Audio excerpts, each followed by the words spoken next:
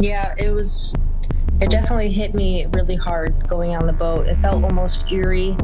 I did not find anything suspicious. I just grabbed a couple things that would mean a lot to me, so I just grabbed a little bit and left. Like, I got her necklace here, is one of the things. I want you to close your eyes for a second and think about the most careful you have ever been with your words. Think about a job interview. Think about a first date. Think about a police station. Think about every moment in your life where you knew, with absolute certainty, that every single syllable coming out of your mouth was being weighed, measured, and judged. In those moments, human beings are extraordinarily precise. We choose. We edit. We calculate. We say what we mean to say. Now think about the opposite. Think about calling your best friend at midnight because something terrible has happened. Think about a conversation on a couch, a voice shaking, tears you're not even trying to hold back, talking to someone who loves you, someone you trust completely, someone who would never, in a million years, use your words against you. In those moments, human beings say exactly what is in their minds. No filter. No performance. Just the raw, unguarded truth of how their brain has organized the event. On April 7th, 2026, Brian Hooker made a phone call. His wife of 25 years had been missing for 3 days. Search and rescue operations were still active in the waters around Elbow Key in the Abaco Islands of the Bahamas. Lynette Hooker had not been found. Brian was still free. He was still in the Bahamas. He was still publicly telling the world that his sole focus, his only purpose, his entire existence in those days was finding his wife. He believed he was calling 2 friends. Sailors he had met in late 2023 while anchored near them in Bradenton, Florida. People he and Lynette had broken bread with, shared sunsets with, laughed with on the water. Blaine and Mon Stevenson. People who knew him.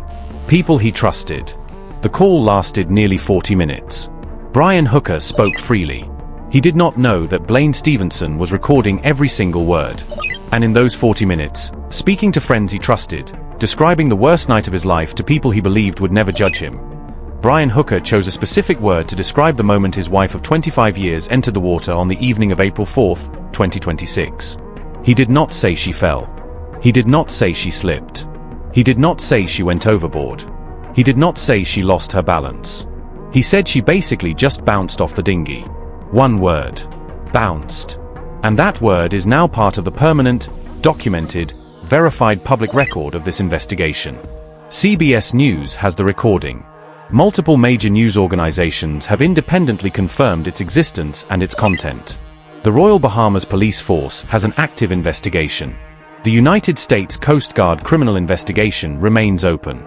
And the question of what happened on that water on the evening of April 4, 2026, is the question that Lynette Hooker's mother, her daughter, and everyone who loved her needs answered. This is the full story. Every documented fact. Every verified inconsistency. Every word.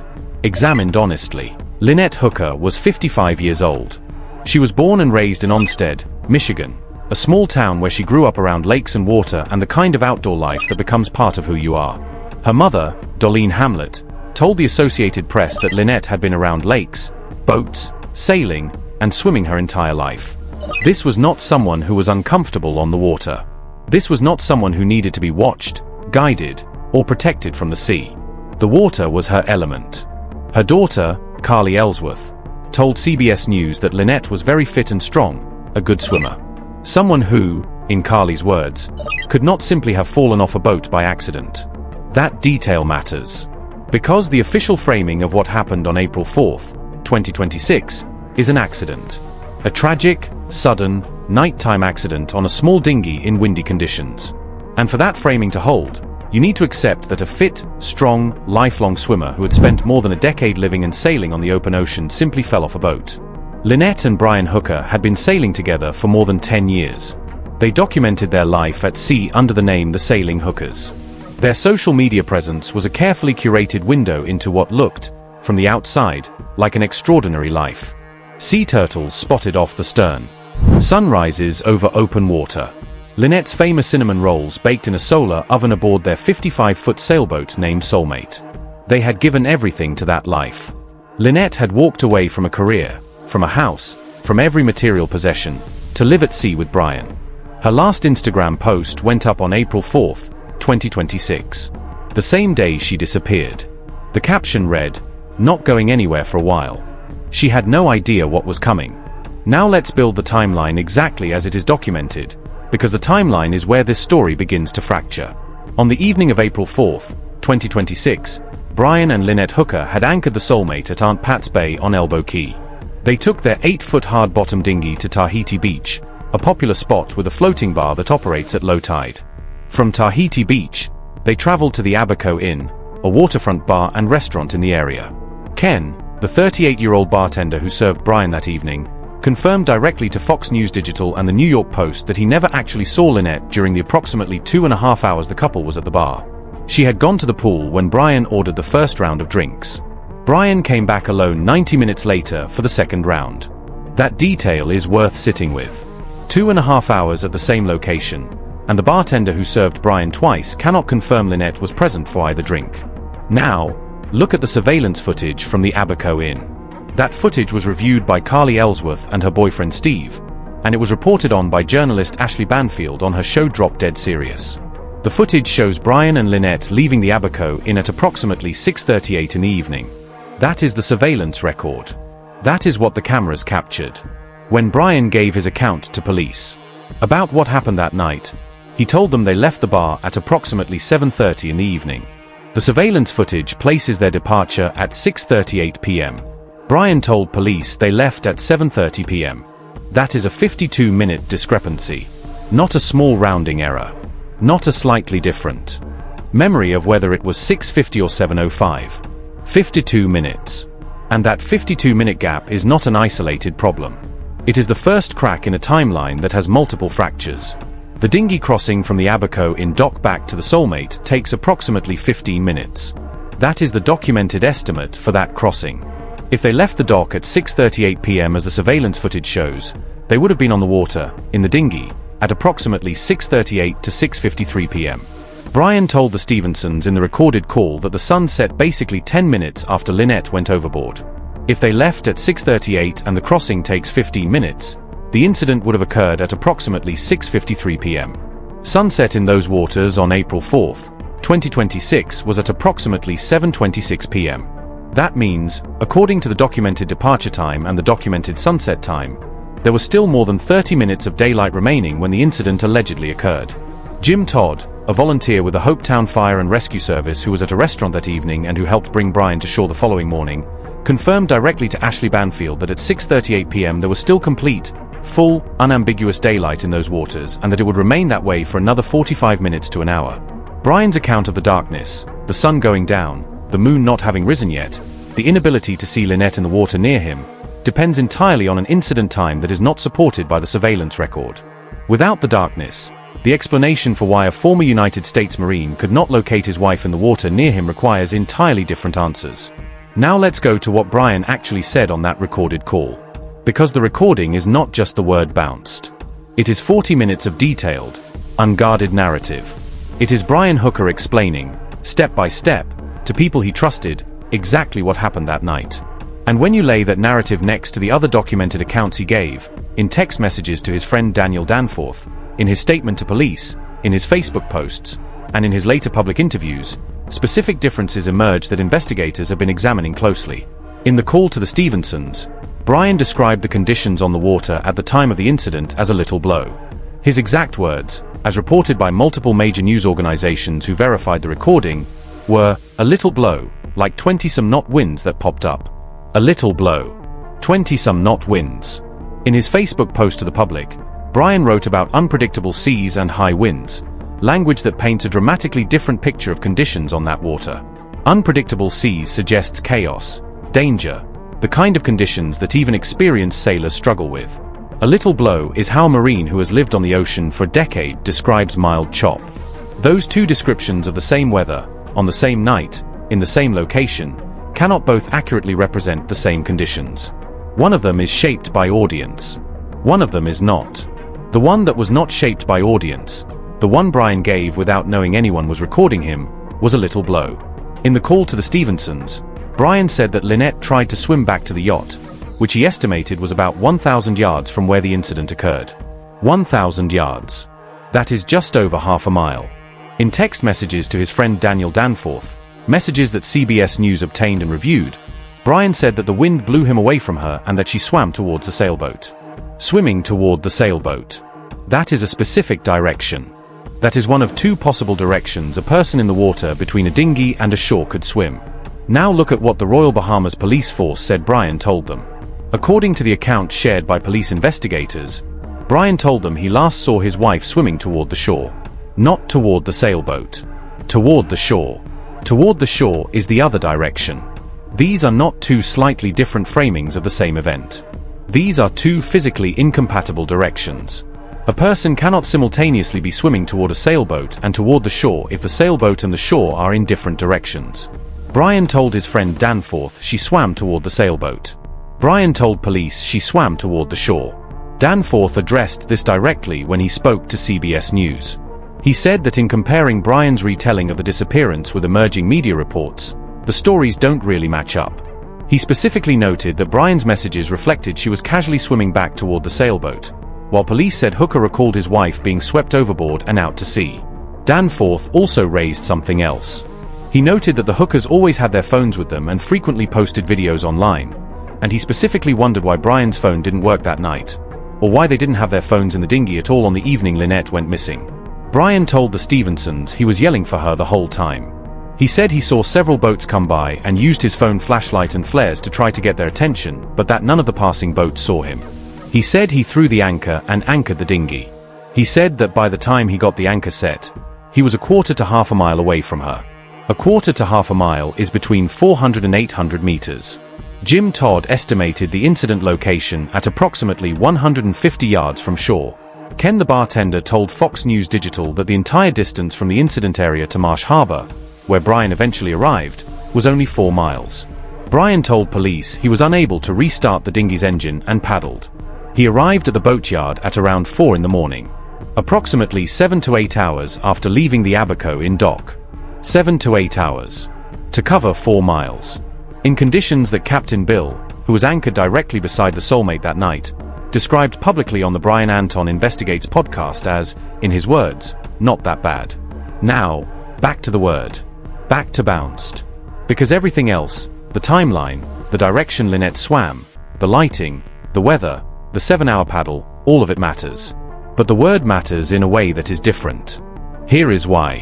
When investigators examine a witness account, the specific language choices a person makes are not incidental. They are data. The vocabulary someone uses, particularly in an informal, unguarded setting, when they believe they are speaking privately, when they do not know they are being recorded, reflects how their mind is organizing the event they are describing. The word bounced is not grief language. Grief language, when a person is describing watching someone they love fall from a boat into dark water, sounds like she went over, she was gone, I lost her, she fell, I couldn't reach her. Those are the words of shock and horror and loss. Bounced is the word of a specific physical mechanism. Something bounces when it makes contact with a surface and rebounds from it. A ball bounces. An object strikes a surface with force and deflects. That is the physical definition of what bouncing is. When Brian Hooker said she basically just bounced off the dinghy, he was describing a physical interaction between his wife's body and the surface of the dinghy. Not a loss of balance. Not a misstep. Not a wave catching her wrong. A bounce. Off the dinghy. And he softened it, with basically and with just, in the way people soften things they are trying to minimize. Basically just bounced. The softening words did not change the physical description. They wrapped it in casualness. But the verb remained. Bounced. CBS News has that word on tape. NBC News reported on it. Fox News reported on it. News Nation reported on it. CNN reported on it. That word is documented across every major news organization that independently confirmed the recording's existence and content. It is not an interpretation. It is not a paraphrase. It is the word Brian Hooker chose, freely, unguarded, in conversation with people he trusted, not knowing a single syllable was being captured. He also said something else in that recording that has received significant attention from everyone who has analyzed his account. He said, "It was a cascade of failures, and I'm never going to forgive myself for it." Cascade of failures. That phrase has been reported by CNN, NBC News, CBS News, and Fox News as part of the verified recording content. A cascade of failures is not how a grieving husband describes watching his wife disappear. It is not the vocabulary of loss. It is the vocabulary of operational analysis. It is the vocabulary of someone who has been trained to conduct after-action reviews, to identify the sequence of individual errors that combine to produce a catastrophic outcome, and to understand precisely where the chain of events could have been broken. Brian Hooker served in the United States Marine Corps. He was trained in exactly that framework. And in his first unguarded, unmonitored, completely private description of the night his wife disappeared, he did not reach for grief. He reached for analysis. He described it as a cascade of failures. Not an accident. Not a tragedy. A cascade of failures, with a particular sequence, with identifiable steps, with a logic that could be traced. Now let's talk about the history. Because the night of April 4th, 2026, did not happen in a vacuum. In January 2026, 3 months before Lynette entered the water, she told her daughter Carly something specific. Carly confirmed this account to CNN and to Fox News Digital. Lynette described a confrontation with Brian in which he had threatened to throw her overboard. Those were the words Lynette used. Throw her overboard. 3 months before she was in the water. 3 months before Brian was standing in a dinghy describing how she basically just bounced off the boat. In 2015, more than a decade before April 4th, 2026, there is a police report in the public record. Lynette told an officer that Brian had choked her. The case was closed for insufficient evidence. That report is now part of the documented investigative record. In 2024, Mon Stevenson, whose husband would later record that April 7th phone call, received a series of text messages from Lynette. CBS News obtained those messages and confirmed them. In those messages, Lynette wrote, "I guess it was too much closeness. We decided to call it quits. I'm not going back." Mon asked if the two might be able to reconcile. Lynette responded, "It was real bad. I can't be out there with him." A month after sending those messages, Lynette went back. She was still at sea with Brian on April 4th, 2026. The daughter who walked into that marriage knowing its history flew to the Bahamas after her mother disappeared. Carly Ellsworth walked the shorelines where cadaver dogs were working. She sat on a dock and looked at the soulmate, her mother's home for a decade, and said out loud to no one, "Hey, Mom. I'm here, wherever you are." Brian Hooker has denied any wrongdoing completely and categorically. His attorney, Tel Butler, stated publicly that Brian Hooker categorically and unequivocally denies all wrongdoing and has been cooperating with relevant authorities. His Michigan-based attorney, Crystal Marie Hauer, told ABC News that Brian Hooker never would have harmed his wife of 25 years and asked the public to give him the benefit of the doubt. Following his release from custody, Brian gave his first public interview and said clearly that he never harmed Lynette and never would harm Lynette, and that he wants to find her. He has not been charged with any crime. The Royal Bahamas Police Force Commissioner confirmed to NBC News that Brian Hooker remains a named suspect who has not been cleared and can be rearrested at any time. The investigation continues. The devices seized from the soulmate under search warrant, devices that CBS News reviewed the warrant for, included a digital video recorder, digital tablets, and cell phone-related equipment, all described in that warrant as material evidence related to a missing person causing bodily harm. The Apple Watch data confirmed by the United States Coast Guard to Lynette's mother, Darlene, is part of the investigation. The U.S. Coast Guard criminal investigation remains open. The Royal Bahamas Police Force investigation remains active. And at the center of all of it is the recording. The 40 minutes that Brian Hooker gave freely to people he trusted, not knowing a word was being captured. The word bounced. The phrase cascade of failures. The timeline that places events in near darkness when documented evidence suggests full daylight. The direction Lynette was swimming, which changes depending on who Brian was talking to. 40 minutes of the most unfiltered version of Brian Hooker's account of that night. The version before attorneys shaped the language. The version before public statements were drafted. The version before anyone told him what words to use. It is the version he chose himself, for himself, in the privacy of a call he believed was between friends. Blaine Stevenson recorded it. He confirmed to CNN that he made the recording. He published it on YouTube after Brian was taken into custody because, as he told NBC News, Brian was unable to speak for himself while detained and Stevenson wanted to release Brian's own account of what happened, in Brian's own words. He gave the world Brian's own words. And those words are now permanent. They are in the public record. They have been verified. They have been reported. They cannot be walked back. They cannot be reframed. They exist exactly as Brian spoke them, to the people he trusted the most, in the hours after the worst night of his life. Lynette Hooker was 55 years old. She called the ocean her happy place. She spent a decade documenting sunsets and sea turtles and cinnamon rolls in a solar oven for a page called The Sailing Hookers. She was fit and strong. She had been swimming since she was a child. Her mother, Dolene Hamlet, is 76 years old. She is in Florida. She is waiting for a phone call that has not come. She told Ashley Banfield, "I just want nothing more than I love you and wish you would have come home." 3 months before she entered the water, Lynette Hooker told her daughter about a threat that used the words overboard. 3 months later, she was in the water. And the man who was with her when she went in, the man who was standing in that dinghy, the man who paddled through the night and arrived at a boatyard at 4 in the morning, described the moment she entered the water to the friends he trusted most. He did not reach for grief. He did not reach for shock. He reached for a word. A very specific word. A word that describes a physical mechanism. A word that implies contact, force, surface, and departure. He said she basically just bounced off the dinghy. The investigation has the recording. The investigation has the Apple Watch data. The investigation has the devices seized from the soulmate. The investigation has the surveillance footage.